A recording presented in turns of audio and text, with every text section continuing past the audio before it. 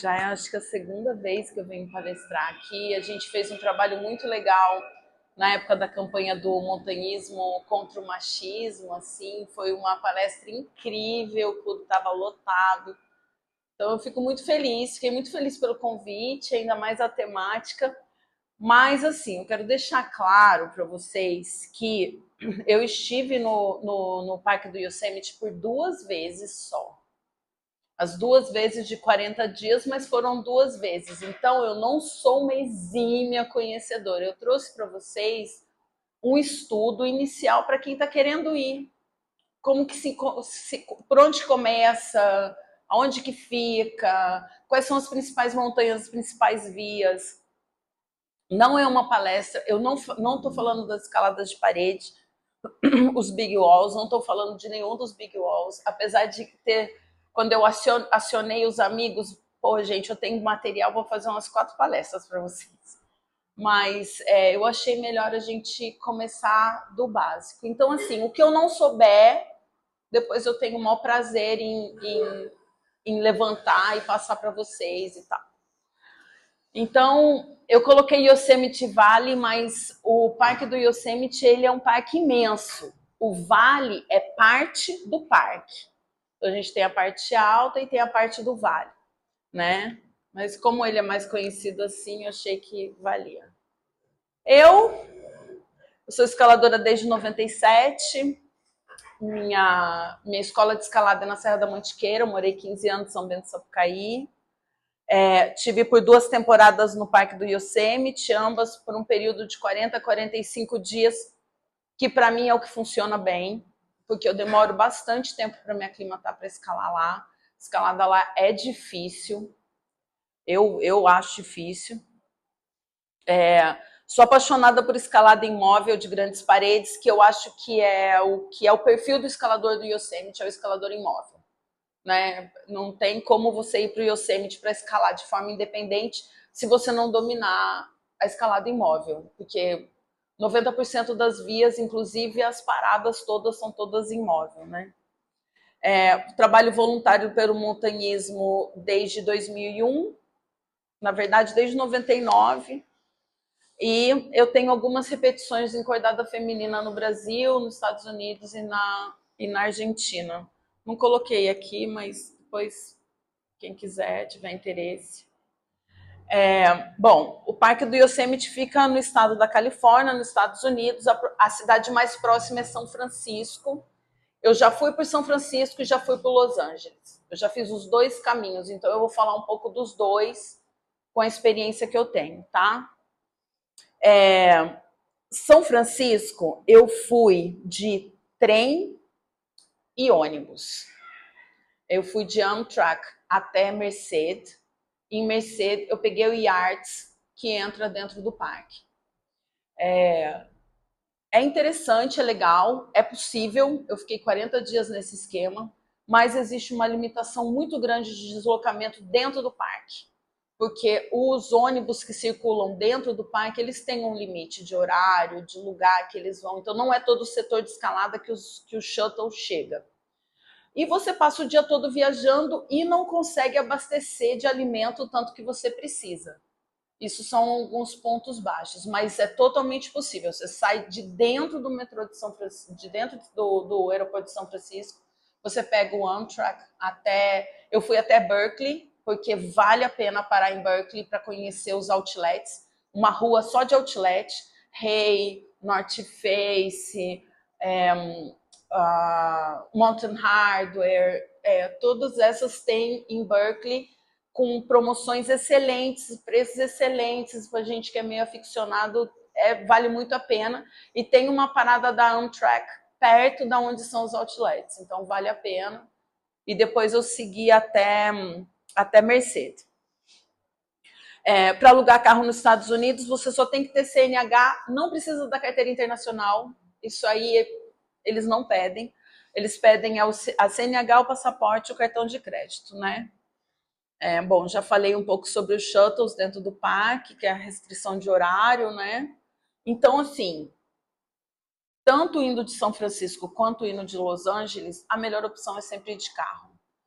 Carro fechado com 4 pessoas fica mais barato e te dá mais mobilidade do que ficar se deslocando de ônibus e tendo que comprar coisas dentro do parque. Porque eu sou capricorniana, faço planilhas. No final, as planilhas não negam. Comprar dentro do parque é muito mais caro. Se você tem um carro que você pode ir até Fresno e abastecer a cada 15 dias, vale. Porque aí você não fica gastando um absurdo que é comprar coisa lá dentro. Oi? Lá dentro do parque tem vários acampamentos. Alguns deles são de RVs, né, que são os motorhomes. São ótimos. Você já chega, já tem o lugar do banheiro químico, já tem o negócio da eletricidade. Então, nossa, de motorhome você fica assim de rei, assim. Fora que dá para você circular em volta do parque, bem, e enfim, dá para fazer alguns circuitos de motorhome, assim. Você fica... A gente foi com uma SUV. Agora, dessa última vez, nós pegamos uma SUV em Los Angeles e fomos bem também. Foi bem legal. Aí, o que eu fiz? Banheiro, tudo. Absolutamente tudo. Eu achei muito parecido com o Cataratas do Iguaçu. E não só dentro do parque, a gente saiu parando em campsites ao longo da High Sierra. Porque a primeira vez que eu fui por São Francisco. São Francisco, Berkeley, Mercedes, Yosemite. Fiz compra em Mercedes, fui de ônibus para o Yosemite e fiquei de ônibus lá e de carona com a galera. Dessa última vez eu fui por Los Angeles, porque a gente queria entrar por Porto Olome. Vamos lá, peraí. Mais fácil do que eu ficar... Que eu fiz Google Earth. Então, assim, ou você sai de São Francisco, Fresno, e entra aqui pelo vale mesmo, pela parte baixa. Daqui a pouco eu abro mais, tá? Então, São Francisco, Fresno, aqui na hora que abrir vai aparecer Merced e Mariposa. Ou você vem por Los Angeles e você entra no vale. Opa! Calma, que tá muito... Por Bishop, que foi o que a gente fez dessa vez. Vai até Levine, né? E entra por Tuolumne, que é incrível, na verdade. É muito mais legal, porque você vem pela High Sierra já lá em cima e desce para o vale. Então você passa pelo Mount Dana, você passa por Tuolumne, você passa por... Enfim, nós escalamos em Bishop, que tá aqui. Cadê, Bishop? Mas eu tinha deixado tudo marcado aqui. Memos. Aí, apareceu? Direitinha. Enfim, gente, eu não sei. Tá por aqui em algum lugar. Era pra estar aqui. Não, tá aí, ó, em cima. Direitinha. Outra direita. Essa aí. Bishop. Bishop. Nossa, Bishop é impressionante. Tanto Bishop como Mammoth são duas cidades de montanha. Bishop é escalador, muitos setores de escalada. O guia de Bishop é tipo desse tamanho aqui, assim, é um negócio impressionante, só das escaladas em livre. A gente foi no Pine Creek Canyon, assim, então foi muito legal. E esse lance de você vir pela High Sierra parando, você chega no vale mais aclimatado do que você chegar direto para as escaladas no vale.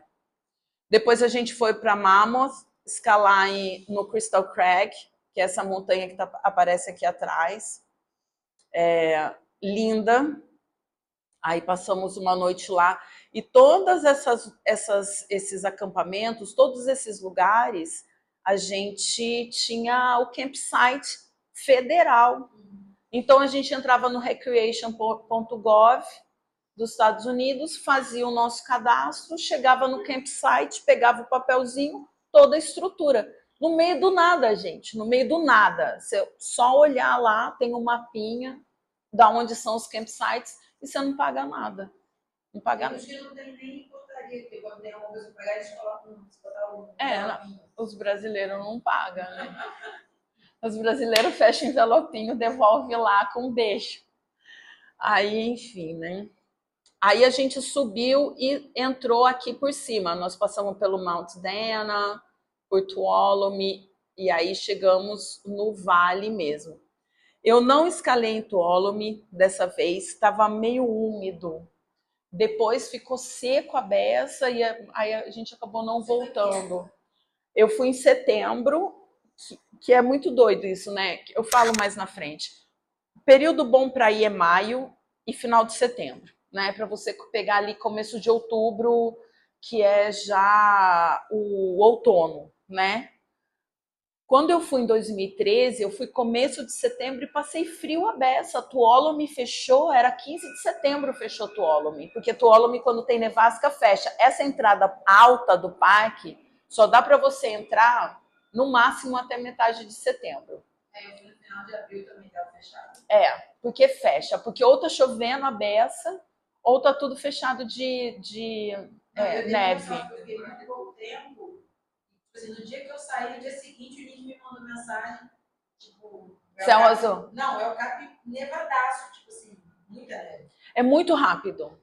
É muito rápido, gente. De um dia para o outro, a temperatura cai assim absurdamente.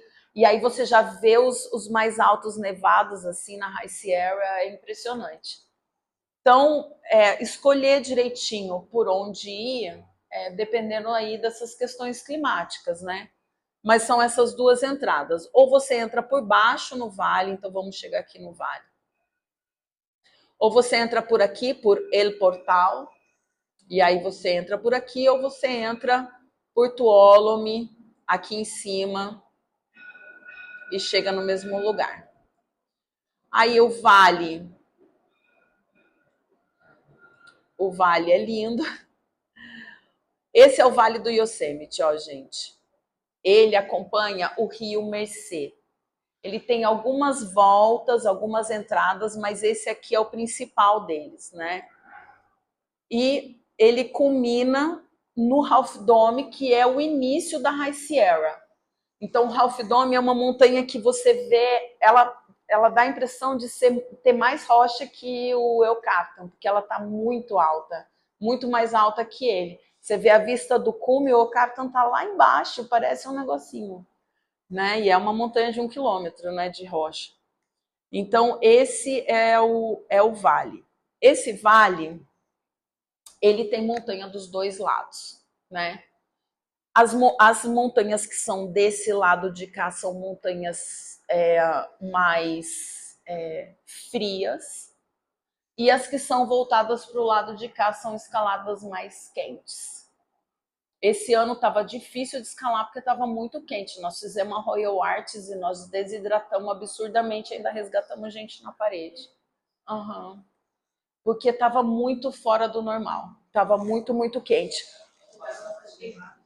Passando por um verão tardio, então, até final de setembro, tá bem quente. Muito quente. E como as escaladas são muito longas, as queimadas, e como as escaladas são muito, muito longas, você fica muito tempo exposto na parede ali, né?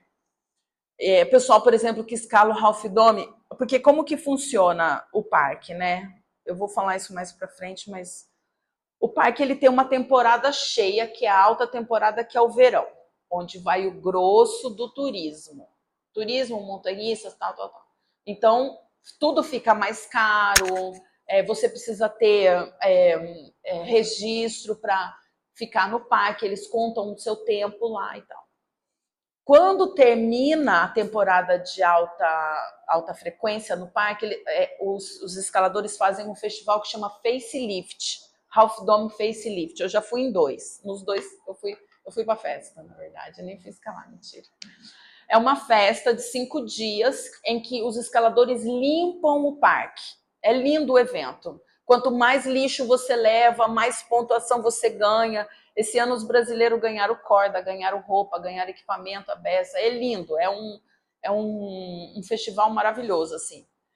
E aí encerra oficialmente a temporada e começa a temporada dos free climbers, que é a galera que vai para escalar duro nas vertentes mais frias, né? Na verdade, nas vertentes mais quentes, só que já está frio, que é a galera que vai fazer o El Capitan em livre, o Half Dome em livre. Essa galera chega final de outubro, assim, por exemplo. Tá chegando os free climbers, né? Bom, então, se localizamos, né? Então, aqui, na entrada do vale, tem o El Capitan, que é, de longe, né, a montanha mais icônica. Ela é imensa, ela é um bloco imenso de parede. Aqui a gente tem a The Nose, né, nessa face mais... Oi? Cadê? Não, ela sai daqui. Ela sai daqui e chega aqui, né? Calma que a gente vai achar lá ela. Quer ver? É que assim é difícil, né, de ver. Bom, enfim, essa é a parede da The Nose, que eu não vou saber achar aqui agora para vocês. E aqui também, pô, milhares de vias para esse lado de cá, inclusive a North American Wall, que é onde os amigos nossos fizeram a repetição, que é nessa mancha aqui principal. Noroeste. E aqui desse lado tem algumas das escaladas em livres na verdade, tem aqui, que é a Freerider, e tem na extrema direita também a Regular Route, que é a East Buttress, se eu não me engano, do El Cap. Na frente do El Cap, a gente tem as Cathedrals, que, para mim, são as montanhas mais acessíveis quando você já está aclimatado. Você está escalando 5,7, 5,8 bem, você vai entrar bem nas Cathedrals. Aí você já começa nas vias mais longas, né? Então tem a High, a Middle e a Little Cathedral. E do lado aqui tem as Spires. Cadê que eu tinha marcado elas aqui? Sumiram. Enfim, estão aqui. Aqui são as Spires, que são lanças, né? Que são as agulhas das Cathedrals. Então as Cathedrals ficam bem mais altas. Na hora que você olha para baixo, tem um conjunto de várias agulhas, assim, com os bloqueirios empilhados e vias dos anos 30. Mas que é muito bonito, que é uma visão muito única do parque, porque você entra dentro dessa grota para escalar.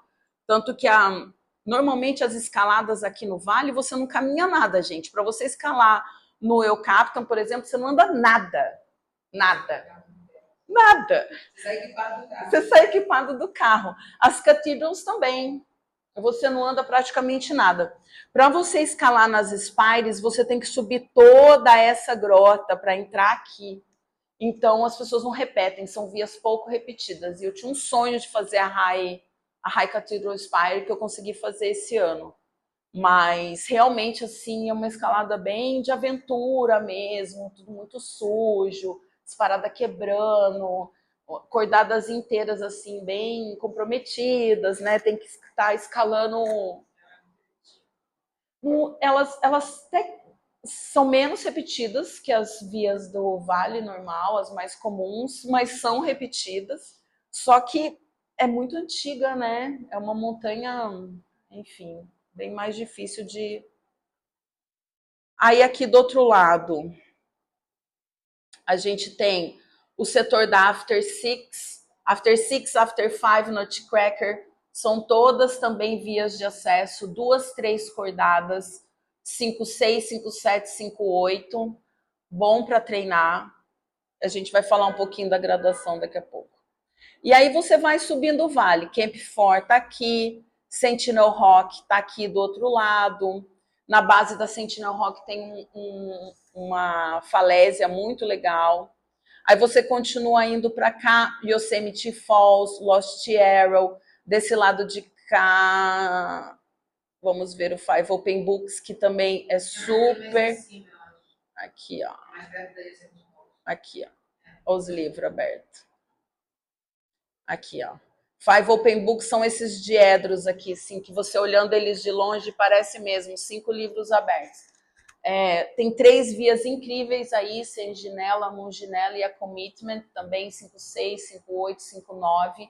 Também vias de acesso, 3 cordadas, muito legal. Então, tanto o setor da Nutcracker quanto o setor da Lower Yosemite Falls, que é o Five Open Books, vale muito a pena. Aí aqui a Yosemite Falls, Na frente da Yosemite Falls a gente não vê daqui, mas eu vou mostrar para vocês. Tem o Lost Arrow, que é um outro sonho, eu tenho vontade de conhecer. E se continuar subindo o vale, você vai chegar na parede da Royal Arches, que são os arcos reais, né? Que são esses arcos aqui também, uma via de 1936, que nós escalamos dessa vez. 23 cordadas. Um calor dos infernos. Não tem uma árvore no meio da via, nada para contar história. Mas é muito bonito, assim, é muito interessante.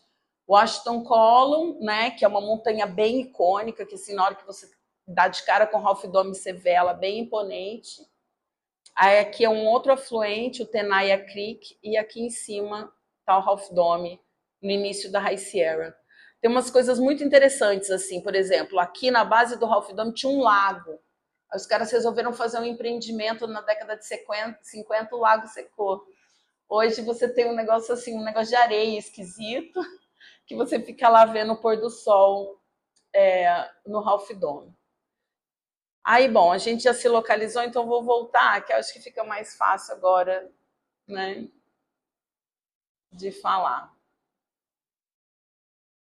Pera, que travou.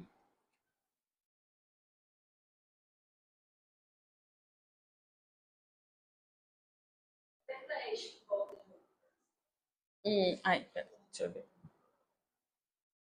Poxa, gente, vai passar toda a palestra. Aí. Bom, pelo que eu mostrei para vocês, o shuttle ele só circula na área que vai do EUCAP até o centro de visitantes e volta. Só tem uma linha que vai até um pedaço da estrada que vai para esse mirante do Half Dome, mas é só aquele trechinho do vale. Então, você não consegue ir no Glacier Point, você não consegue ver as sequoias gigantes, você não consegue escalar em outros setores, como The Rostrum, por exemplo, Cookie Cliff, que são lugares que o shuttle não chega. Então, o carro ajuda muito, né? Outra opção é ir por Los Angeles, como eu já falei para vocês. A estrada de São Francisco até Yosemite passa por uma autoestrada e uma estrada secundária, não tem sinalização nenhuma. Isso é bem foda, assim. Quando você vai por Los Angeles, que você vai pela High Sierra, tem muita sinalização para o parque. Você consegue se localizar, você consegue perceber se você está indo bem. Quando você vai por baixo, por Fresno, por São Francisco, não tem. Então, ou você baixa os GPS, ou você compra um livrinho para você conseguir se localizar. Usar o celular. Dá para usar, mas tem vários blank spots nas estradas, assim, que você fica sem, entendeu? Celular. Principalmente as estradas secundárias. Então, assim, vale a pena baixar o trajeto, checar o trajeto, sabe? Ver se tá tudo certinho antes de. Porque quando você chega perto do vale, já não tem internet. Não dá para baixar offline, por exemplo, que tem sinal e tem pacote. Dá. Não lá. Os cafés, os hotéis, a galera fica lá chutando internet. Não, os brasileiros, você chega, os caras já te entregam as senhas do Wi-Fi de todos os lugares. Olha aqui, que não sei o quê. Porque a gente não tem pacote de dados, né? Então... Não, porque o meu celular, quando eu trabalhava, já tinha, paga R$9,90 por mês, assim, pacote. Não, mas eu tenho um pacote América e o meu telefone não funciona. Não. Não. A internet lá é muito ruim. Muito ruim. Se você sair, em Bishop você tem internet. Você saiu de Bishop já acaba. Aí você vai até Levine, até Mammoth. Mammoth, no centro, 2 ruas tem.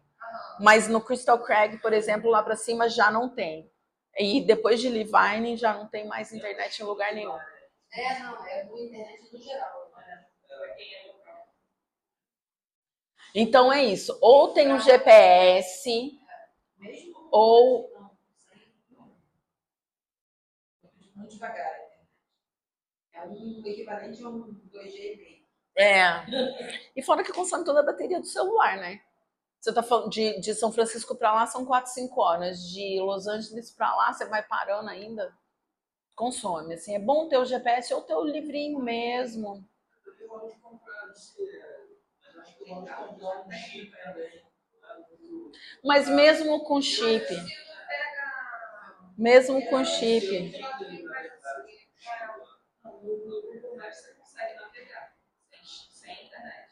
se você baixar, sim, baixa o trajeto offline no Google Maps e vai na fé. Você só não vai ter atualização de trânsito, por exemplo.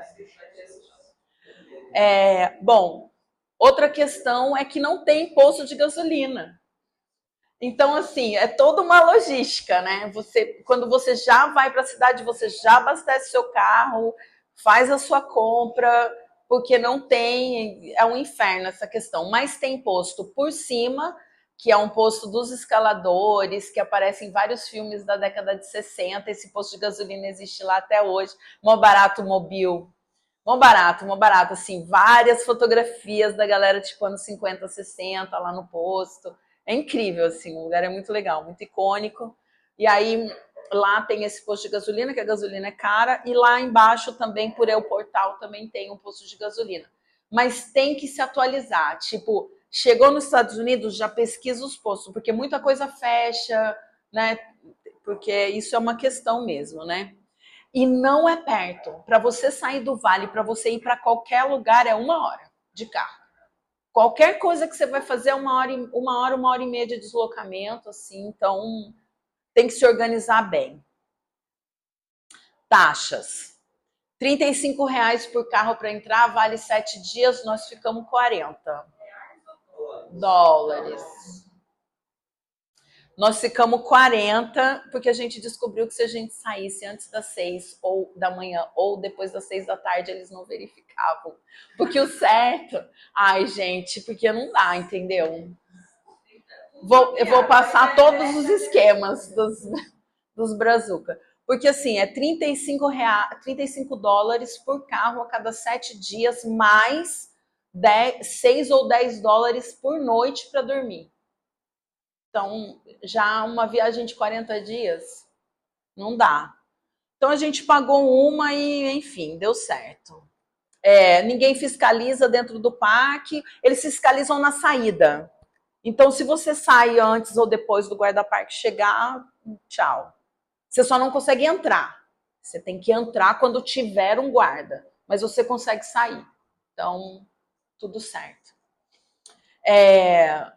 É isso. E tem o Annual Pass, para quem vai muito a vários parques nacionais. Você pode pagar $80 por ano e você tem acesso a todos os parques nacionais dos Estados Unidos. Que quem tá nessa pilha, vale, entendeu? Vale, porque te dá free pass em tudo que é parque. Como é feito o pagamento dos $7 por dia? Você faz o registro, eu coloquei aqui, você faz o registro no recreation.org. Vamos chegar. Então, esse aqui é carro, a estrutura, né? Então, tipo, vários museus interessantíssimos, com lugares só de coisa de escalada, hotelaria completa, de hotel 5 estrelas até Camp 4. Acho que tem 3, 4, 5. É um 3, um 4, o Awanaki, que o Awane, que é super só carrão, SUVs, playboyzada. A lareira do Awane também nessa sala. É uma coisa absurda. A lareira. É uma coisa absurda. Até tipo casinhas, lodges, acampamentos fixos com tendinha, acampamento para RV. Tudo agendado, principalmente se você for no verão. Isso eu achei pior, claro. Porque a coisa que você fazia. Eu fiquei nessas tendas fixas que a gente estava conversando, eu fiquei no lodge. No lodge, que é o 4 estrelas de lá. Só que a gente fez daqui e a gente recebeu, botou o cartão de crédito, acho que é como se fosse uma concessionária para todos os hotéis, tirando o Award. Aí você faz, acho que Game Forms, tudo você faz no mesmo site. A gente fez, o cara respondeu, tipo, manda o cartão. A gente mandou o cartão, mas não chegou a notificação do tipo, ok, tá, né? Eu fui com um guia daqui, fui com o Eliseu, né, pra lá. E aí a gente entrou assim, cara, vamos levar barraca, porque do ruim no ruim, A gente fica de tá em barraca. algum lugar, É. fica fora do parque, mas aí isso é muito longe. E aí chegamos na coisa lá pra fazer o check-in, o cara, não, vocês não tem, moço, eu vou no Brasil, eu vou ficar 10 dias. Você dá um jeito. É ruim. E aí, tipo, desenrolou e o cara conseguiu um lugar pra gente. Ah, mas o cara foi legal. Foi legal, é. Porque o site é muito ruim. Não era uma alta temporada. Ah, por isso. É. Assim, o site é ruim, o recreation.org é ruim. Eles têm um aplicativo também que eu nunca consegui fazer funcionar. Mas é o único jeito. Como a gente chegou 2 semanas antes de acabar o verão, a gente ainda pegou a rebarba da alta temporada. Então a gente teve que fazer tudo pelo Recreation. Se não tiver, não tem. E o Camp 4, gente, ele já tem 3 vezes o tamanho original dele. Já toda hora abrem novos sites. E mesmo assim é coalhado de gente. É uma coisa absurda. Absurda. O dia e noite tem escalador chegando, dia e noite, assim. Então, Mas é muito organizado. É muito organizado, mas é muita gente. É muita gente. É meio... Não tem contemplação. E Yosemite não é contemplativo. É. Principalmente se você for escalar no vale. Se você for para Tuolumne, o Half Dome também não. O resto tudo esquece. Ou você escala super duro e ninguém vai nos lugares que você for escalar. Agora, se você for gente normal, é isso. Camp 4, icônico, incrível, é demais ficar lá. Suas roupas tudo fica cinza. São 50 anos de fogueira nos mesmo lugar. Então, a terra é cinza. Tudo seu fica cinza. Sua barraca fica cinza. Sua mão fica cinza. Seu pé fica cinza. Tem nada seu que fique bom.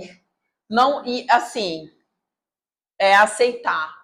Eu já no final já estava andando de meia no Camp 4. Porque foda-se, melhor a meia fica suja que meu pé. Aí tem posto de correio, tem centro de visitantes super bom. O deslocamento é gratuito, com ônibus elétrico que não faz barulho. É sensacional.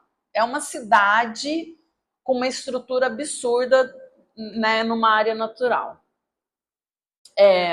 Então, já falei, supermercados que são caros, o volume de compras com preços mais justos eu fiz em Merced, mas o bom mesmo é Fresno. Fresno tem um restaurante, um supermercado que eu gosto muito, que chama Whole Foods, que é um restaurante que vende comida orgânica. Então, a gente conseguia comprar feijão preto orgânico enlatado. Grão de bico orgânico enlatado. E comida fresca, boa, de qualidade, assim. Aí dava para fazer um... E a gente estava em...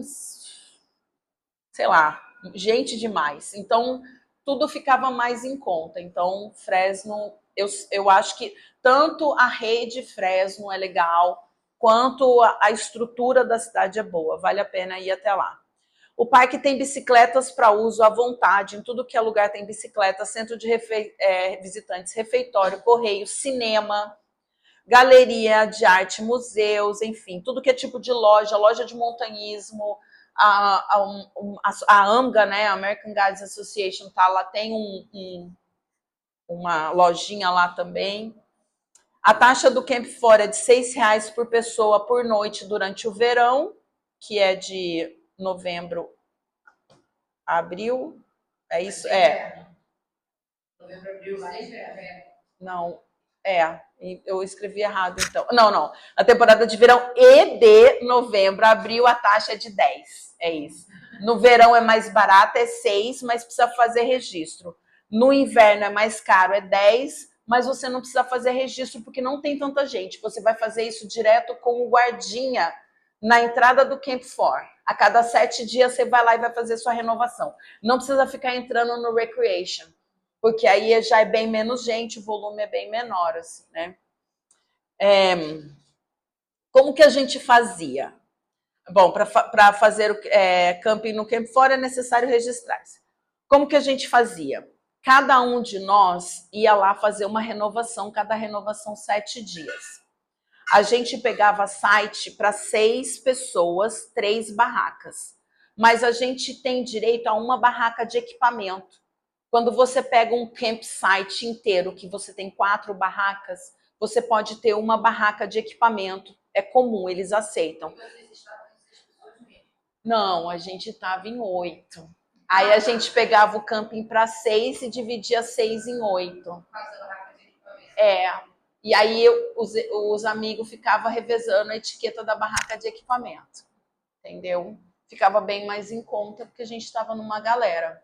Quando começou a galera ir embora, aí ficou um pouquinho mais difícil de fazer essa manobra. A gente passou a, tipo, dormia na barraca do outro, aí o outro deixava a barraca montada, você ia lá. Aí o cara foi pro porque como os campsites são muito próximos um do outro, você fica lá 40 dias, as pessoas viram meio família, né?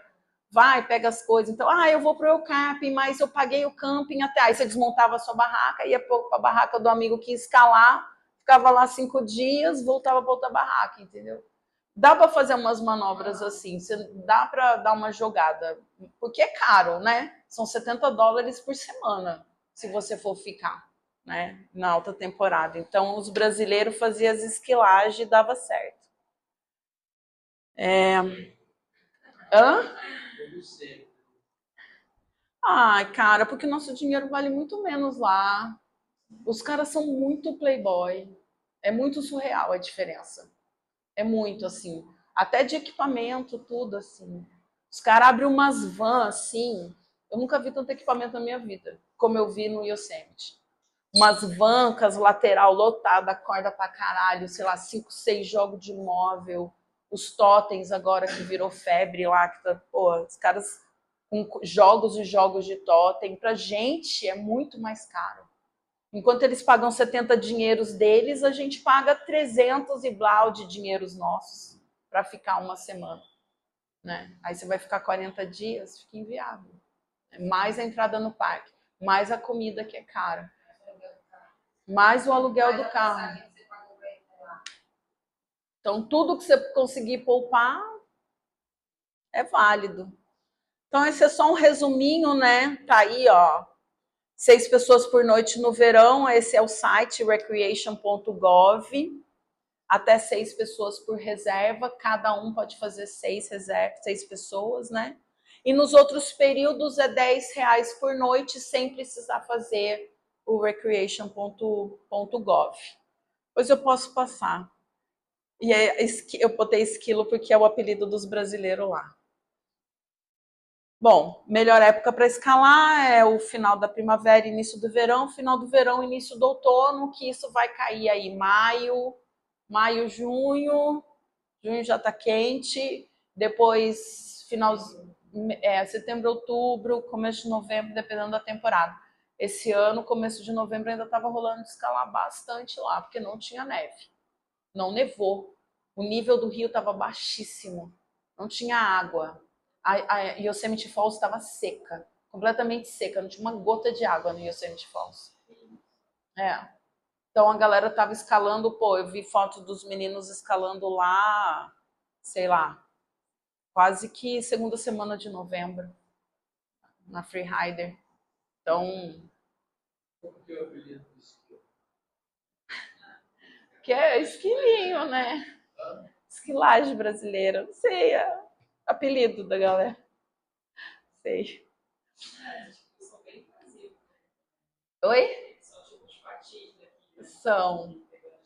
Nossa, você deixar qualquer bobeira, você tá... Nossa. Igual os ursos também. Eu não coloquei sobre os ursos aqui, eu termino com eles, para não assustar. Aí lembra que eu falei para vocês, ó, esse aqui é o pilar da Washington Column, que a gente viu, Half Dome, já no final do vale, né? E essa parede aqui é a parede da Royal Arts, ó, na verdade a via ela passa aqui, nada.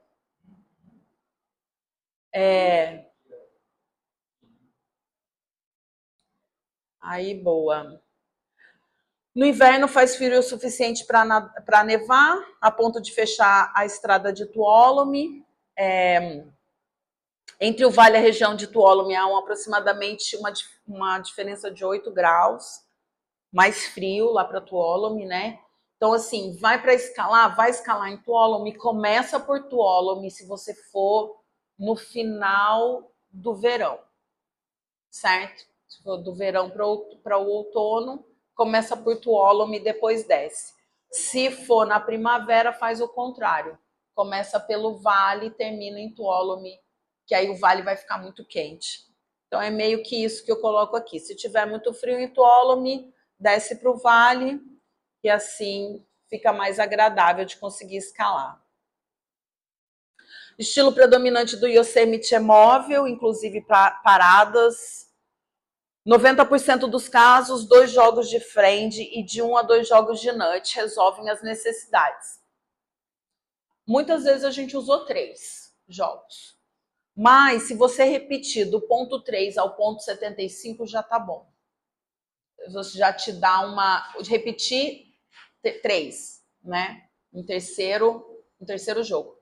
Se você tiver um jogo de totem, aí já eu acho que elimina, de repente, esse terceira leva aqui. Ou 2 jogos de nuts. Nut, gente, tem que ter. Tem que ter, porque tem coisa que é só nut. E nut é muito mais fácil de você abandonar. Se acontecer qualquer coisa e vou precisar refugar, nut é o bicho. Tem que ter. E de preferência um jogo offset de nut. Aí vai lindamente. Não tem nada, porque a galera passa recolhendo, né? Você acha? Não, mas aqueles que estão que ninguém tira. Os caras tiram. Tem nada, as paredes são limpinhas, chega até a dar uma agonia. A Argentina tem muito, a gente até ganhou um número 1 na Argentina uma vez. Bom, se tiver um jogo triplo ajuda, mas eu acho que 2 jogos de nut aí também ajuda. Fitas de 60 para extensão, para minimizar o atrito da corda, principalmente nessas vias que são anos 30, anos 40, anos 50, porque eles vão procurando sistemas de fenda, né? Então as vias têm muito zigue-zague. Então precisa bastante de fita, né? Uma corda fina de 60, eu prefiro 2. Tem gente que escala com retinida, tem gente que escala com corda dupla. Corda dupla, se estiver fazendo muito calor, como a gente pegou, muito calor, pô, é desgastante a beça. Mas adianta um lado para descer das montanhas. Royal Arches, por exemplo, você escala 23 cordadas e rapela quantos rapéis? Eternos. Então, com uma corda simples, é eternos vezes 2. Uma corda dupla ajuda. Então, eu acho que, para mim, escalar no Yosemite é cordinha dupla, fininha.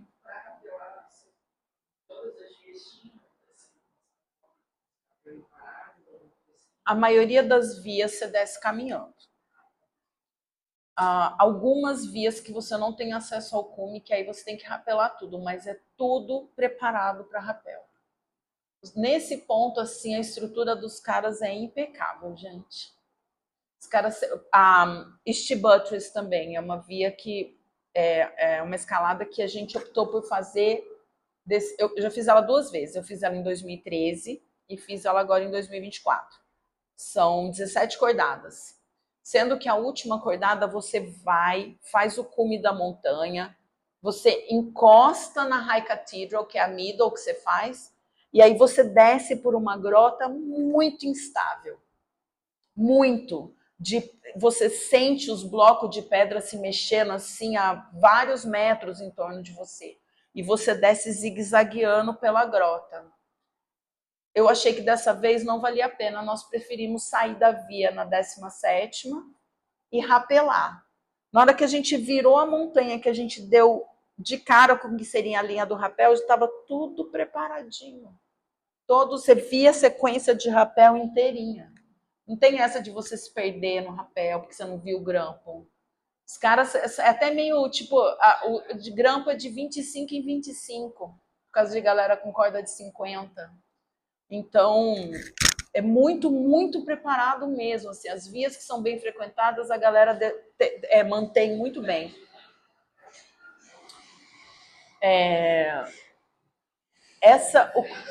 Algumas montanhas, sim. A Cathedral Spire, por exemplo, que é uma escalada mais de aventura, que tem muito bloqueio, tem mais risco de prender a corda. Tanto que a gente fez um rapel longo e 2 curtos.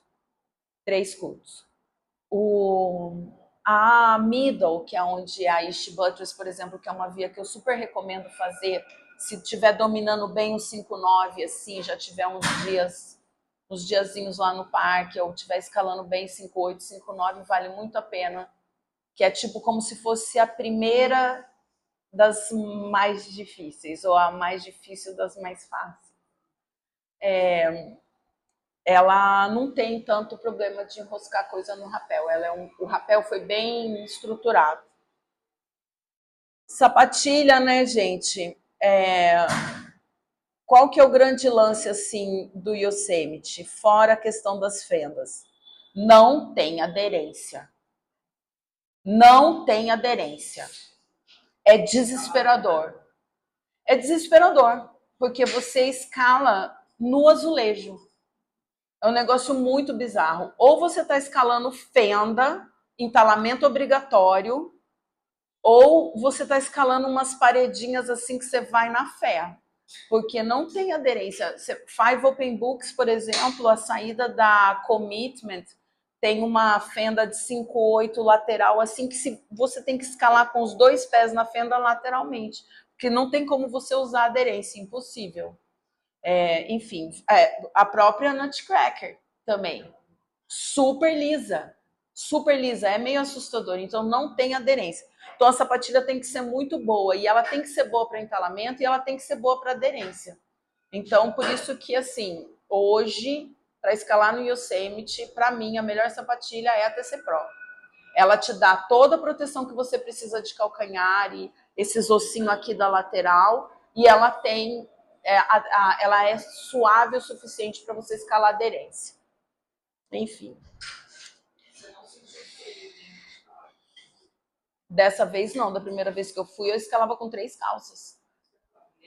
Meia, tudo. Dessa vez a gente escalava sem roupa, pelado. Um calor infernal. Um calor infernal. Depois esfriou até. Bom, a graduação é sim dura. A pessoa fala, graduação no Yosemite é difícil. É verdade, é difícil mesmo. Se você comparar com tudo que tem em volta do Yosemite, todas as escaladas que não são dentro do parque, a graduação é realmente puxada, assim. Então, antes de testar os limites, é legal dar uma calibrada na graduação, independente de você ser um escalador foda, eu sempre acho que tem que calibrar. Importante lembrar que a dificuldade técnica e a qualidade das proteções não andam juntas. Então, você tem várias vias de 5-7, 5-8 com uma super exposição numas proteções bosta. Tem que dominar mesmo o grau para não... Em compensação, tem via de 5-9, 5-10 que, pô, a proteção bomba, tá tudo certo. No geral, começar com 5-6, 5-7. Por isso que eu gostei de ir por Mammoth. A gente fez uma montanha linda de altitude, a Crystal Crack. Pô, 5-7, 5-6, 5-7. Várias cordadas de 5-6, 5-7. Quando você chega no Yosemite, pô, você já está escalando 5-6, 5-7 há uns dias. E aí, né, aí Five Open Books, After Six, Nutcracker, vai pegando o ritmo e depois... É em Mammoth. É em Mammoth. Mammoth Lakes. Eu vou mostrar ali depois. Se você não está acostumado a escalar imóvel também, take it easy, vai uma coisa de cada vez. A maioria das vias foram abertas na região na época que o grau máximo no mundo era 5-10. Então, o que acontece? Tem muita via que é de 5-7, 5-6, 5-7 que parece 5-9, 5-10. Porque era o que os caras tinham, o máximo seria 5-10. Aí os caras vão lá e falam, não, isso aqui é mais fácil, vou botar 5-6. Mas, na verdade, que se fosse graduar hoje com a gama com a maior quantidade de opção que a gente tem, né, de graus mais altos, talvez seria um 5-8, 5-9. Então, abaixa a moral mesmo. Não pode se deixar abater. Ai, chorei muito já. Chorava copiosamente. A primeira vez que eu fui, eu achava que eu não ia conseguir escalar nada. Porque eu ficava nisso, 5,6, 5,7, 5,6, 5,7. Dessa última, e a primeira vez que eu fui, eu vinha de uma lesão. Eu caí na Marvada Bunda em São Bento, tive uma ruptura de ligamento e tal. E aí eu fiquei 1 ano sem escalar, fui pro Yosemite. Aí eu fiquei 40 dias, a última via que eu fiz foi essa, ó, que a Dani tá aqui em cima, que foi a East Buttress. Então eu vim numa crescente e fiz a East Buttress. Esse ano a gente fez a Snake Dyke, que é a via icônica do Half Dome, e fizemos a East Buttress, gradualmente. Dessa vez, em 2024, eu vim de uma temporada incrível aqui no Brasil. Eu fiz quase todos os nossos projetos. A última vez que eu fiz no Brasil foi a soma de todos os medos. Falei, não. Chega lá, vai escalar 5,6, 5,7, 5,6, 5,7, até você parar de achar que você vai morrer naquelas lisebas, e aí você começa a dominar. Então demora, gente, vai assim, 20 dias para estar escalando 5,8, mais umas 2. Eu saí de lá escalando, guiando 5,9, dessa vez. 5,7. Mas a Snake Dyke tem uma acordada difícil. As outras, muito fáceis. Ela tem uma acordada de aderência que tem que estar com a cabeça boa. O restante não tem terror. Ela é uma quilha, né? Por isso que ela chama Snake Dyke. O Half Dome, ele tem a parede mais vertical, que é onde é a regular, né? E tem o domo. A Snake Dyke vai pelo domo. Aí, por que chama Dyke? Porque é uma quilha de serpente. É uma formação de agarras que parece umas maçanetas, dessa largura assim, mais ou menos, serpenteando a montanha até o cume. É muito bonito. Então você vai escalando só naquelas. Só que para você acessar essa Snake Dyke, você faz uma acordada de aderência. E essa acordada de aderência que tem que estar bem, tem que estar com a cabeça boa para fazer, mas não tem terror também. Para o que a gente escala aqui, ok. O lance é que lá não tem muita aderência. Então você tem que estar, né? E você já dormiu à noite, porque para você escalar o Half Dome bem, é legal dormir no Little Yosemite. Quer ver, ó? Deixa eu sair aqui. Eu até coloquei aqui, ó.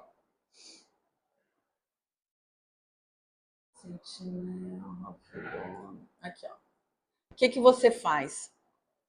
Você pega um shuttle ou deixa o carro no final aqui, mais ou menos, acho que é por aqui, e você sobe isso aqui tudo até o Little Yosemite Valley. Porque para você chegar na base do Half, você tem 2 jeitos para chegar nas vias do Half Dome. Ou você vai por aqui, pelo Washington Column, sobe aqui, e aí faz esse trap, pá, e chega na base da parede, que é a parede mais vertical. Ou você vem pelo Little Yosemite e chega no domo. São 2 caminhos. Essa caminhada até a Snake Dyke são 15 km. A gente fez em 2 dias. A gente subiu, totalmente montou acampamento no Little Yosemite e tal, e acessamos a base da via no outro dia. Mesmo porque a gente foi para quebrar recorde. A gente foi com o primeiro deficiente visual brasileiro a fazer o Half Dome. Então a gente foi, tipo assim, com toda uma estrutura para fazer essa escalada acontecer. E foi muito legal. E volta por ele também? Não, você volta volta por ali também. Só que você volta, primeiro você desce aquelas escadas do demônio, que parece que você vai morrer. E aí você chega lá na parte baixa e faz a trilha de volta. A Little Yosemite e as falls, assim. A estrutura é perfeita. Você tá lá em cima no Little Yosemite, você tem toda a estrutura que você tem no Cape Four.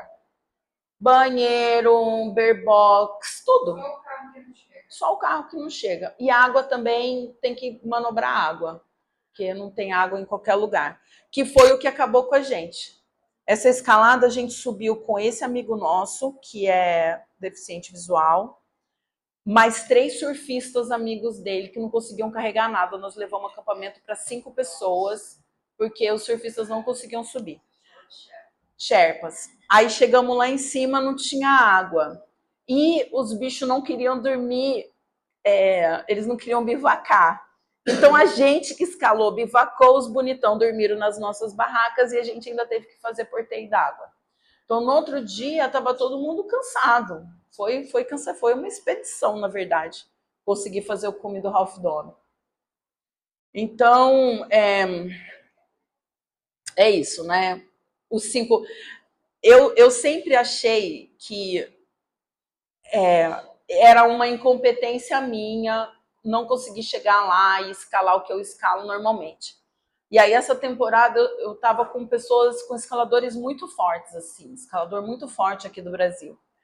E o Naoki, que é esse amigo que me forneceu a maior parte desses dados, o Naoki virou para mim e falou assim: caralho, aqui é foda, né? A gente passa uns venenos no 5.8. Eu falei: olha, graças a Deus, que não sou só eu que passo veneno no 5.8. Os caras monstros que escala 10º grau estão passando veneno, então tá tudo certo. Bom, esse Se Localiza era para mostrar para vocês as montanhas lá. Então, 5 Open Books, super incrível, vale a pena. A trilha toda sinalizada por todas as trilhas que são de exclusividade de escalador, tem um mosquetãozinho desse aqui agora, indicando acesso, bifurcação, coisinha mais linda, super bem explicado. Essa aqui é a descida do 5 Open Books, o dia que a gente fez a Seliginela. E aí são essas vias assim que, né, recomenda. Seliginela e a Munginela é uma depois da outra, sendo que a Seliginela você tem que estar escalando um legal off-wheat, chaminé para fazer ela. A Munginela não é mais acessível. E a Commitment é um lance de 5.9. Então, assim, tipo, tem que estar escalando 5.9 sólido para entrar nela, porque ela tem uma cordada com lances de 5.9 que são exigentes. Tem alguns, Eu fiz... foi uma coisa muito engraçada que aconteceu comigo dessa última vez. A primeira vez que eu fui com a Dani, a gente foi de parceria certa, discutimos via, fizemos... que eu sou dessas, assim, né? Olha meus livros. Tudo marcadinho, as vias que eu já fiz, os comentários, o que eu faço, aí as que eu não fiz, aí planejamos. Essa segunda viagem eu estava meio avulso, então eu escalava com quem dava. E aí eu fiz um planejamento das vias que eu queria fazer, mas não era todo mundo que queria escalar aquilo que eu queria escalar. Então eu escalei uns dias com Formiga, escalei uns dias com Dani, escalei uns dias com Ben Soteiro, escalei com Nick. Essa foi minha última escalada. Eu falei, porra, para eu fechar meus projetos daqui, tá faltando fazer a commitment. Aí o Nick, vamos lá. Aí Nick Style, né? 3 móveis e uma nanotraction. Foi assim que nós escalamos a commitment. Mas foi incrível, escalamos super rápido, assim. Foi bem legal. Ele é muito querido. E ele, assim, ele é uma unanimidade lá no parque, assim. Ele é muito respeitado, é um escalador muito respeitado. Eu até falo dele, assim. E ele é muito meu amigo, a gente, pô, troca demais. Inclusive, ontem à noite, eles fizeram um cume do El Capitan ele com a Lenor pela Zodiac. Então, a commitment, ela passa por esse teto aqui, tá vendo, ó? E o lance de 5.9 é esse domínio aqui, ó. Que é o lance de 5.9, que é estranho assim mesmo, é bem liso e tal. Aí ela vai dominando. Aí aqui do outro lado, gente, esse aqui é o Lost Arrow. Ele é destacado da montanha, não dá pra ver. E aqui é Yosemite Falls sem água. Yosemite não Falls, no caso. E aqui o final a segunda acordada da commitment. Nutcracker, então eu estou passando agora os setores que eu indico para quem está chegando. Então chegou, vai primeiro para 5 Open Books, depois vai para esse setor da Nutcracker. Esse setor tem a Nutcracker, After 6, After 5, After 7, todos eles valem a pena. Aqui o Dani guiando heroicamente o primeiro diedro da Nutcracker, um 5.8 dos infernos, amedrontador, mas muito bonito, assim. As pecinhas pequenas, né, Dani? Bem exigente, assim, bem exigente. Eu achei para um 5.8, achei um 5.8 mais 5.9 que eu já fiz na vida, é esse primeiro diedro. Essa aqui já é a segunda acordada, também tudo imóvel, ele é tudo imóvel. Parada, tudo todinho, 100% imóvel essa via. São de 2 a 4 horas de escalada, né? Sol do final da manhã, durante a tarde, então é uma via. Esse setor da After Six é legal de ir para lá, finzinho do dia, porque as noites, os dias lá são longos. Então você consegue escalar depois das 4 da tarde tranquilamente, assim. Às vezes dá para escalar de manhã, pegar um rio, depois voltar a escalar à tarde. O rio é incrível, ele corta o vale, então não importa de onde você estiver, vai ter uma prainha incrível para você chegar e tomar um banho. Só que é rio de degelo, né? Gelado igual as praias carioca. Ah, bom, vocês já estão acostumados. O EUCAP, essa mancha aqui, ó, no formato da América do Norte, é a North American Wall. A gente acompanhou a escalada dos nossos amigos essa temporada lá e foi, assim, de longe, a parada mais emocionante que já me aconteceu na vida. Assim. A gente tá lá e a gente se comunicar com as lanternas, sabe? Põe a mão na frente da lanterna, assim, aí o cara lá na parede responder, aí ligar para você, tô vendo vocês! Muito, assim, quando choveu, a gente acompanhou todos os dias, a gente esteve na base dessa montanha para ver os caras. Foram 6 noites e 7 dias para eles saírem dessa parede, uma parede de 1 grau. Tava fresco, não tava frio, a gente usava pluma, mas não tava tipo de bater os dentes, não, foi bem. Não, de boa, isso aí, não sei se tá sem som. Isso aí é lá no museu, com as vias do El Capitan. Lá dentro do museu tem todas as vias, tá vendo? Olha quantas são. São milhares. Esse eu fui milha.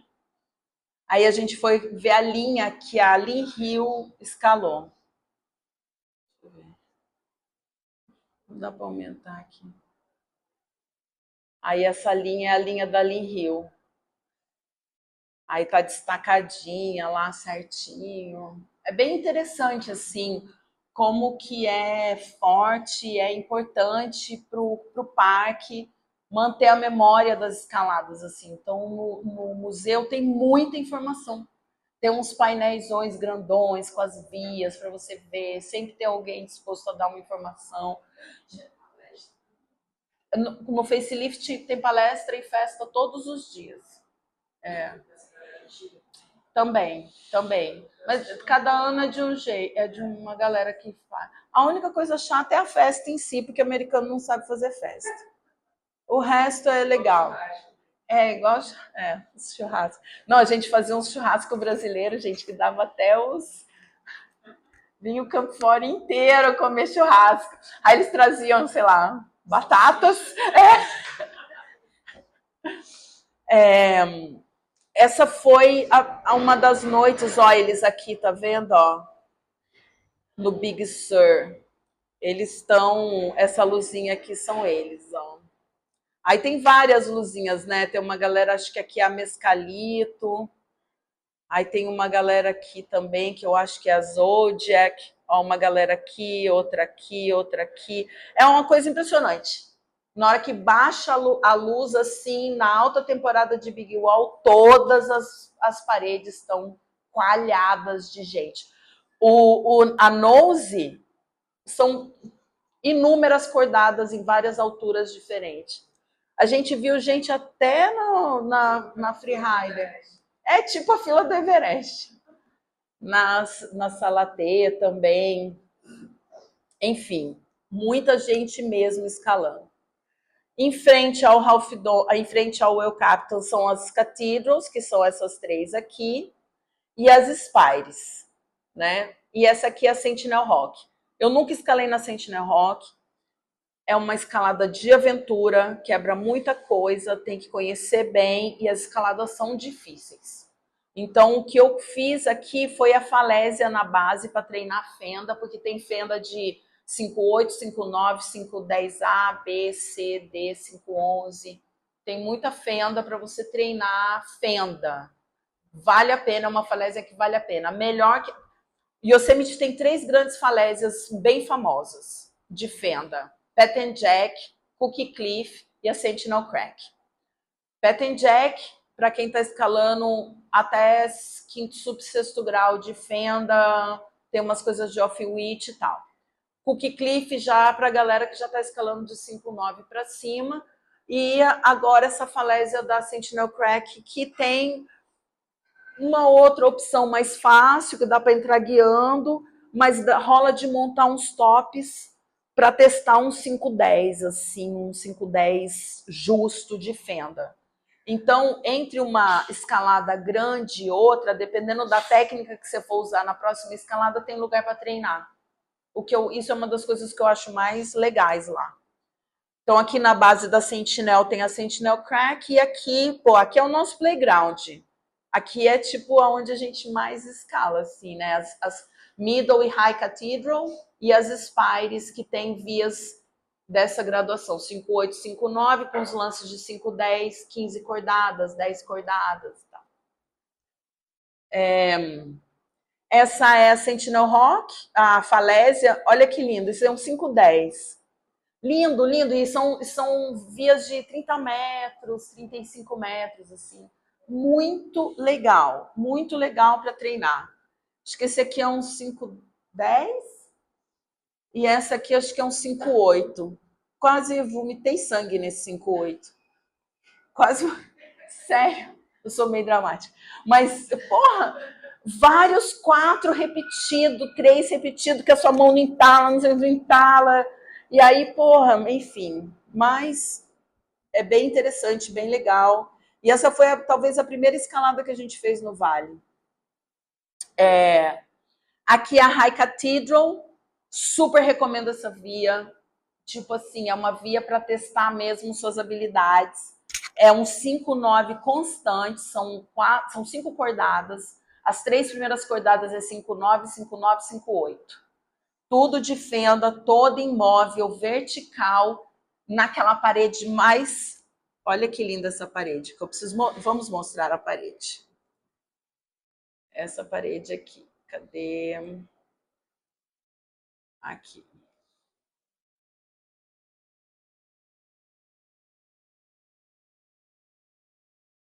Ó, aqui é a East Buttress e aqui é a Central Pillar of Firenze. Olha essa parede, minha gente. Ela é muito vertical.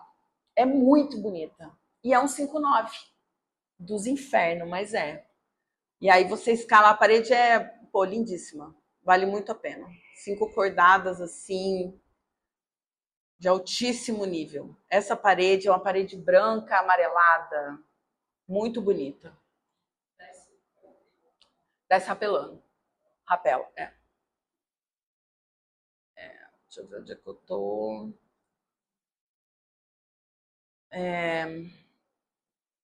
Sentinel, Central Pillar. É dura essa via, viu, gente? Essa cordada aqui, então, puta que pariu.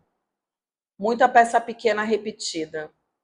East Buttress, que eu mostrei para vocês, eu fiz ela 2 vezes. Eu fiz com a Dani em 2013. Essa é 2013, a Dani entrando no Crux.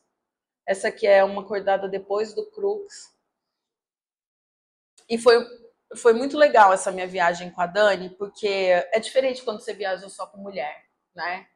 E a gente tava 2 mulheres brasileiras, 2013 não tinha tanta mulher assim escalando no parque, hoje tem muito mais. Quando a gente chegou na base dessa via, vieram uns mexicanos assim, super arrogantes, perguntando se a gente precisasse de ajuda, que eles iam estar logo acima da gente. E nós passamos a escalada inteira pressionando eles, porque eles escalavam devagar. E enfim, foi incrível. Mas o mais legal é que quando a gente foi para o Half Dome, a gente teve aquela questão de portear para os caras, levar os caras, dormir mal. Aí a Dani passou mal, ela teve uma enxaqueca e ela não conseguiu guiar nenhuma cordada do Half Dome. O Half Dome eu guiei inteiro sozinha. E ela passou muito mal, eu achei que ela não fosse conseguir. Ela chegou no cume vomitando, mal, assim, totalmente pálida. Aí, como ela não tinha guiado nada, ela ficou puta nas calças. Na East Buttress, ela guiou tudo que ela quis. Então, ela guiou todas as cordadas bonitas e eu fiquei só com as cordadas feias. Aí, dessa vez, eu não quis mais isso, que eu queria, que eu não tinha guiado. Aí essa é a segunda vez, o Formiga e eu, também cordada de 5,9, cordada de 5,10. O 5,10 da East Buttress, pra gente que escala no Rio, em Salinas, é de boa, a galera faz um terror, mas é porque é um lance de aderência com as agarrinhas. Não é difícil, nem é 5,10. Sabe? Pra gente é de boa. E a galera terroriza, tem gente que faz em artificial e tal. Mas, gente, não é. Se chegar lá na parede, você tem dois jeitos de fazer. Você vai pela esquerda, que é um lance mais difícil, é 5,10D, ou artificial, ou você vê um lance meio exposto por aqui, que é o 5,10A, vai pelo 5,10A. Não tem terror, só administrar mesmo e nem é tão exposto.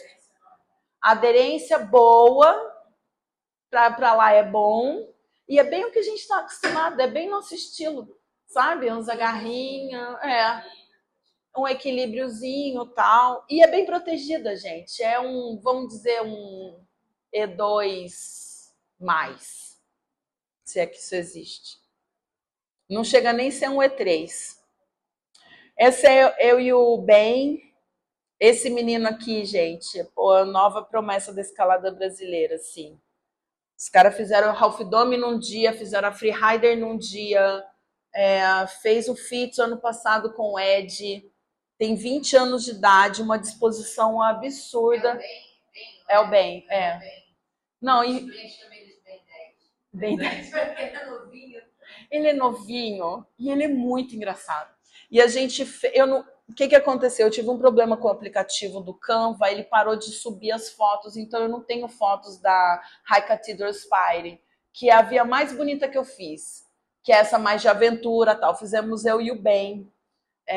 São várias cordadas, você anda um monte. Lá na aproximação diz que é uma aproximação de 2 horas. Nós fizemos em 50 minutos aproximar o vale, mas a gente também não errou. Chegamos bem na base da via.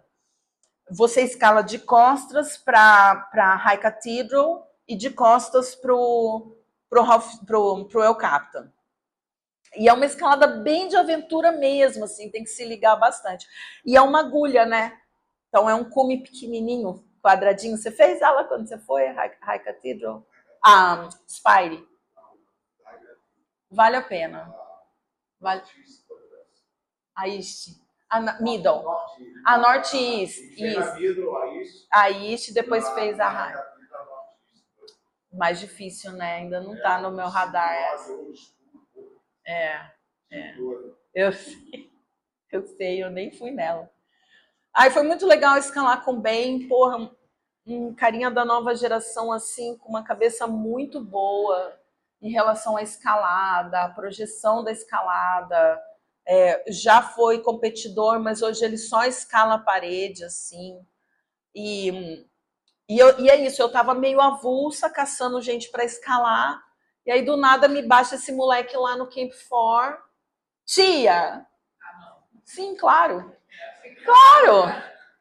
Tia, você quer dizer que eu falei, porra, bem. Vamos lá, tia Mônica. Aí tem vários vídeos dele me chamando de tia no Come. E aí escalamos e foi incrível, assim, foi muito legal. Foi escalar com gente nova, assim, foi muito massa.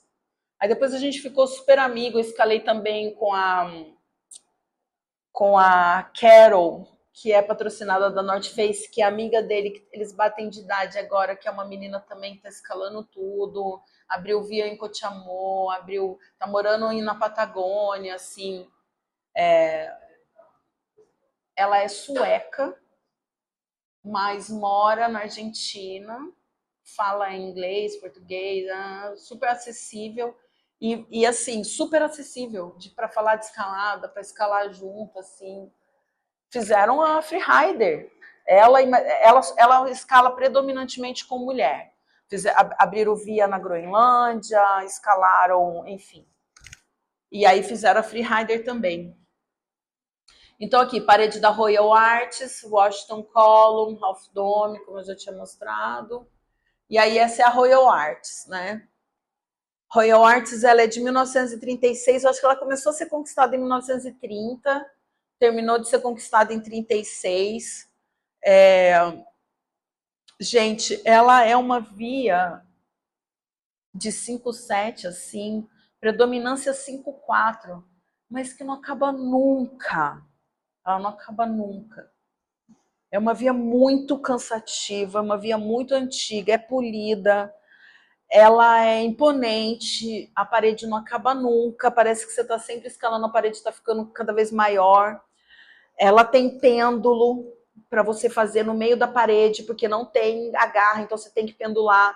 A gente estava lendo que foi aonde foi inventado o pêndulo, foi nessa via, porque os caras chegaram num ponto que não tinham o que fazer. Então, o que você faz? Você vai até você sobe numa... É muito doido, né? Você sobe numa corda, bota seu alto, aí você dá uma penduladinha, pega um balcãozinho, sobe no balcãozinho. Aí você libera a corda pro seu segundo. Aí o segundo vai, passa... É estranho. Mas tudo bem. Nada demais. Mas é uma escalada bonita, só que é muito, muito quente. Muito, muito quente. Aí você vai dominando esses sistemas de fenda com teto, até que chega numa parede que não acaba nunca mais, e vai embora e taca. E depois um rapel eterno também. Vale a pena como experiência, mas se eu voltasse lá hoje, eu entraria só se for inverno. Não é uma parede que é agradável de escalar no verão.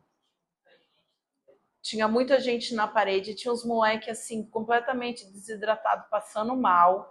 E tipo assim, faltava 6 cordadas pro cume e os moleques deitados debaixo de uma árvore, assim, ó. Completamente esvaecidos, assim. Aí demos água para eles, aí a gente ficou sem água. E aí não acabava nunca o rapel. E aí, pô, enfim, foi tenso. Chegamos lá, o Dani tava passando mal, o Dani passou mal. A gente achou que tivesse que levar ele para... Cume do EUCAP, aqui, ó, as cathedrals, a parede da High, opa, as spires aqui, tá vendo, ó, cathedrals, spires, Half Dome, High Sierra. Se eu não me engano, eu acho que essa aqui é Incrível Hulk. E aí é Snake Dyke. Esse é o lance, a cordada de aderência que eu falei. É uma cordada inteira de aderência. São 50 metros, assim, mais ou menos. Com grampos. Não, grampos, esquece grampos. Uma coisa ou outra para você proteger. Esquece, não, é assim. Não pode cair. Não é uma. É exposta.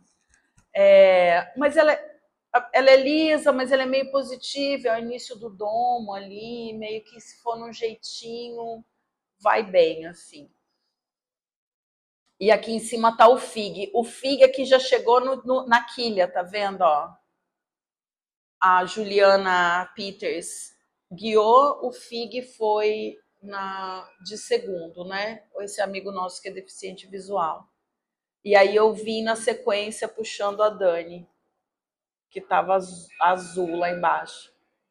A gente lá no cume, o FIG. O FIG, ele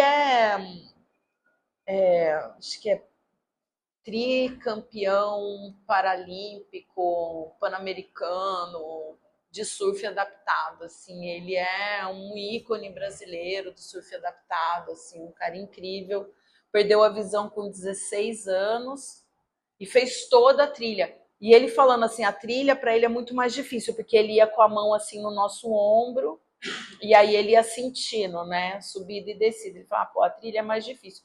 Mas na hora que você chegou na parede, que ele tinha as agarras, ele foi embora. Ele foi embora. Foi embora. Na parede, no ambiente vertical, para ele não teve problema nenhum. Ele foi muito bem, assim.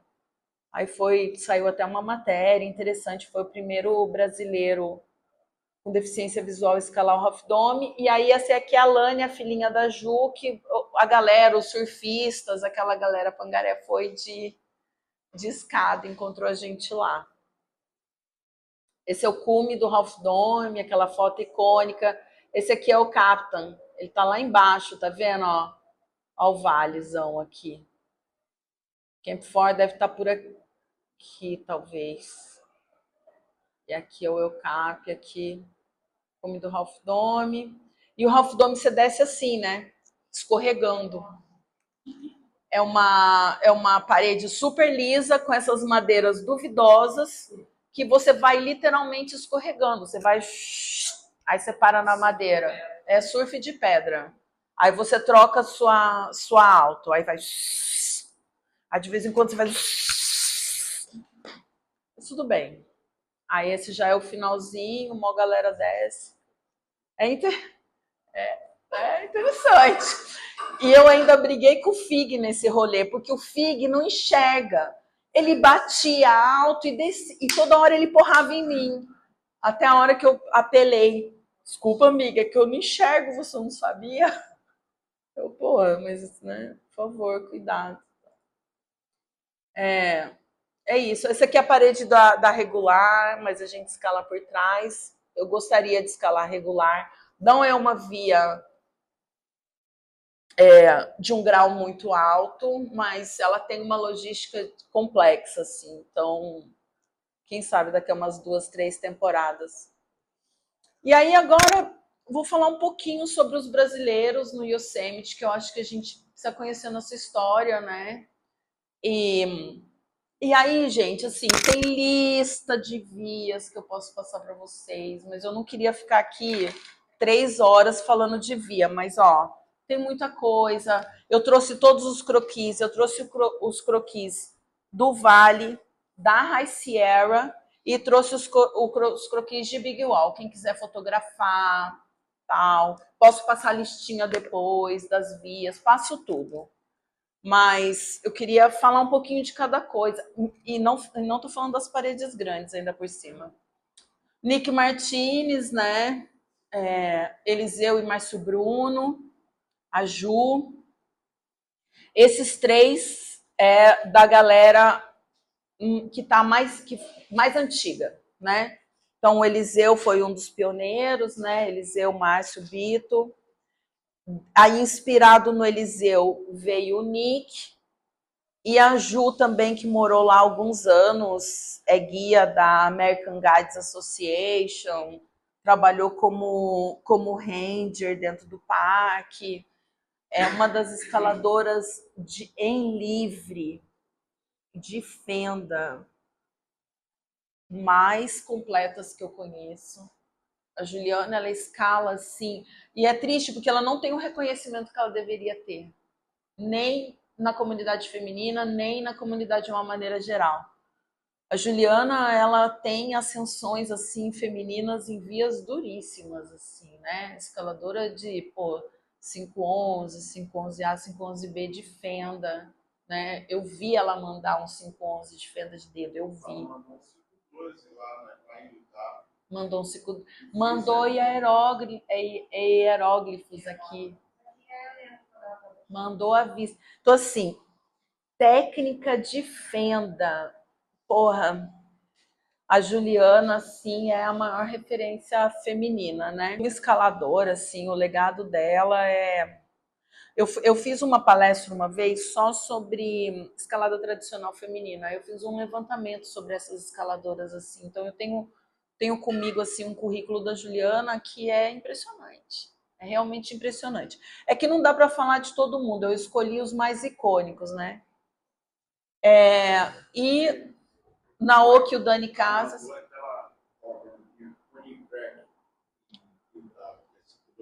512A. Ela é foda. Você vê ela escalando fenda, é muito sólido. A técnica dela é muito sólida. É muito, muito bonito de ver, assim, ela escalando. A Gi também. A Gisele também. Mas a Gisele se especializou em off-witch, que é a técnica que ela mais escala. Então, o que eu gosto, o que eu admiro na Juliana é que a Juliana é uma escaladora de fenda completa. Ela escala da fenda de dedo a chaminé tesoura, entendeu? Com a mesma graça e habilidade. O ano passado, o Naoki e o Dani Casas fizeram a Northwest, a regular do Half Dome. A Gi também fez, fugindo totalmente do estilo dela. O Formiga, que é o brasileiro que estava com a dupla americana que fez o North American Wall, e o Fig, né, que foi o primeiro brasileiro. Então, assim, claro que tem outras pessoas, né, gente? Tem, pô, Júlio Campanella também fez um monte de via lá. Existem outras pessoas além dessa galera, mas eu trouxe algumas só para dar uma referência, uma galera mais antiga e alguns feitos mais recentes, assim.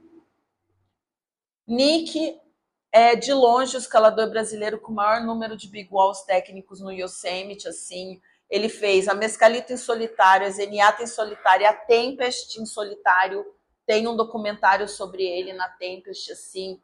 E depois que ele escalou a Tempest, ele passou a ser extremamente respeitado pela comunidade local lá, que é uma comunidade exigente, chata pra caralho. É muito difícil você ganhar o respeito dos escaladores do Yosemite. Os caras, né? E depois da Tempest, assim, você vê que o cara realmente cavou um espaço ali. When Hell Was in Session, né? Na Porcelain Wall.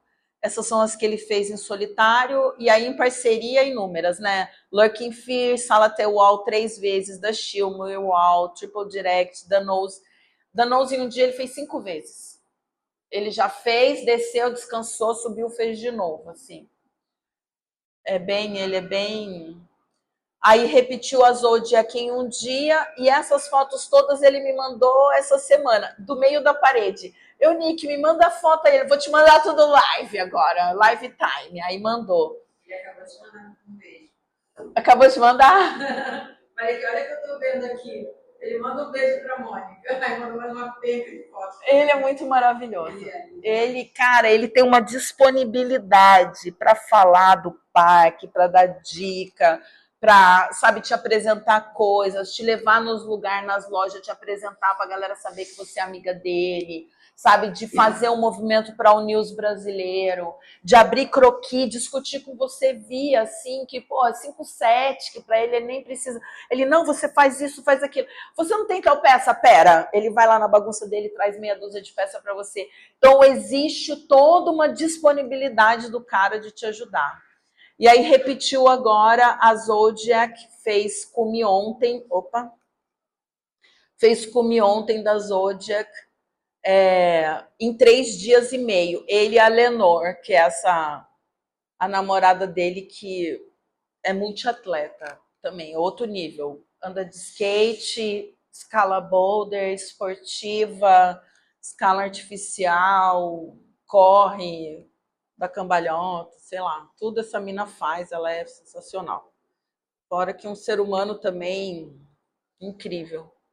Eliseu e Márcio Bruno, né? Então, conquista icônica de 94 dele da Beth. A galera mais antiga lembra que ainda tinha na época os aventureiros do... Lembra premiação que tinha? Os aventureiros do ano. Você lembra disso? Eles fizeram em 94, ganharam os aventureiros do ano em 95. Nem tem mais isso aí. Isso é muito antigo. Maiores aventureiros de 95. Aí depois em 98 eles fizeram, ele e o Márcio Bruno fizeram a Plastic Surgery Disaster, que é talvez uma das vias mais difíceis em artificial já escaladas, né? A 5, né? 8 dias a 5, né?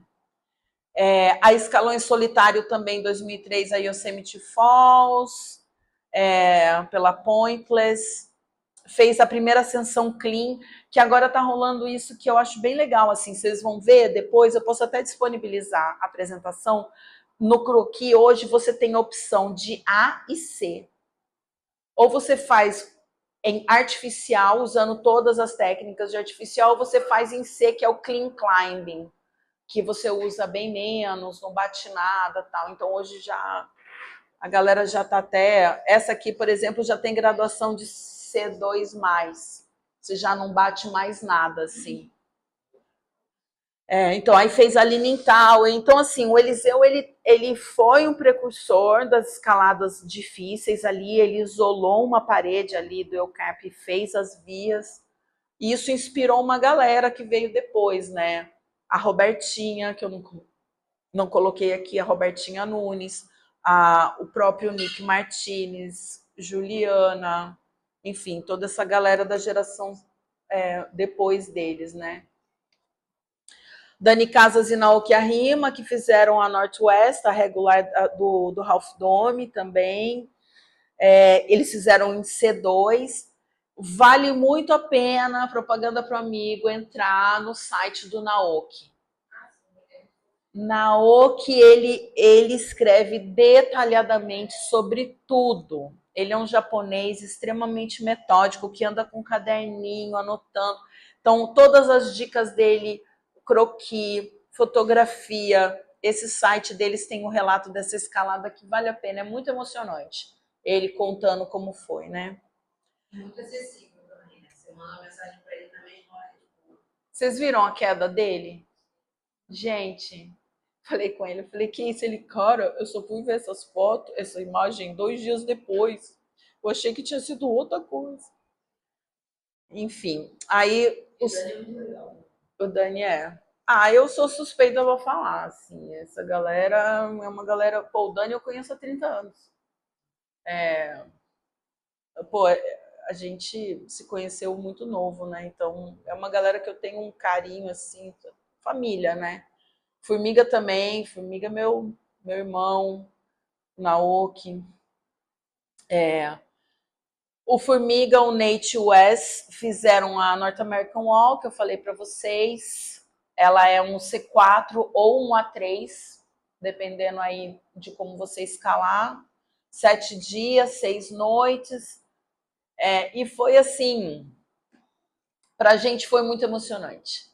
Ver os caras progredindo na parede, tentando achar, fazendo as manobras. A gente ia de dia para ver eles com a luneta e de noite para ver a lanterninha. E a gente participou da logística, então a gente sabia onde que eles tinham que estar no final de cada dia para cumprir as metas do dia. E era sempre uma emoção, né? Tá faltando, todas coordenadas, será que vai dar? Não sei o quê. Aí choveu, um dia choveu. Foi muito bonito de ver os caras na parede, assim. Aí eu vim embora um dia antes deles fazerem cume. Eu estava no aeroporto em Los Angeles quando o Formiga me ligou, assim, aos prantos, com uma cerveja. Cada um levou uma coisa. Aí eles comemorando no cume do El Cap. Muito legal. E é isso, essa foi a temporada de 2024, os Brazuca, os Capixaba, Felipe, esqueci o nome dele. O Naoki, o Dani, eu. Aí os meninos, isso aqui foi a temporada de 2013. A surfista, bundão. Surfista que não sobe, o resto tudo escalador. O Fig, o Luiz Kozlop também estava lá nessa... Foi uma temporada bem legal, assim. O Luiz fez. Mas o Luiz, aonde tem os registros do Luiz? Fontes, minha cabeça. Eles não tem, muito difícil de conseguir. É muito difícil de conseguir informações às vezes. E, bom, é isso. É isso, gente. Muito obrigada. Aí mais coisas eu posso passar depois, né? Para não ficar uma parada muito gigante.